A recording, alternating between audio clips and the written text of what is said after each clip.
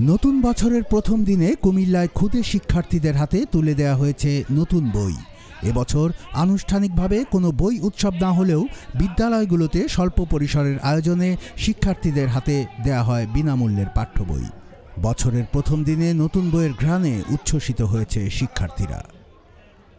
1 জানুয়ারি বুধবার সকাল থেকে স্কুলের শিক্ষার্থীদের হাতে বই তুলে দেন শিক্ষকরা। স্কুলগুলোতে গিয়ে দেখা যায় যারা বই পেয়েছে তারা খুশিতে আত্মহারা, কারণ এবার নতুন বছরের শুরুর দিনেই বই পাচ্ছে না সব শিক্ষার্থী। জানা গেছে জেলায় প্রাথমিকের বইয়ের চাহিদা 3,67,000-এরও বেশি। এখন পর্যন্ত প্রথম, দ্বিতীয় ও তৃতীয় শ্রেণীর 6,74,000 বই পাওয়া গেছে, যা মোট চাহিদার 21%। জেলা শিক্ষা কর্মকর্তার কার্যালয় জানায়, মাধ্যমিকের ষষ্ঠ থেকে নবম শ্রেণীর বাংলা, ইংরেজি ও গণিত বই আসা শুরু হয়েছে। যে বই পাওয়া যাচ্ছে তা শিক্ষার্থীদের বিতরণ করা হচ্ছে। খুব দ্রুতই সকলের হাতে নতুন বই তুলে দিতে পারবেন বলে আশা প্রকাশ করেন তারা। এছাড়াও জানুয়ারি মাস জুড়ে খেলাধুলা, তারুণ্যের উৎসব ও সাংস্কৃতিক অনুষ্ঠান চলবে। পাশাপাশি জুলাই বিপ্লবের ইতিহাস তুলে ধরা হবে শিক্ষার্থীদের কাছে।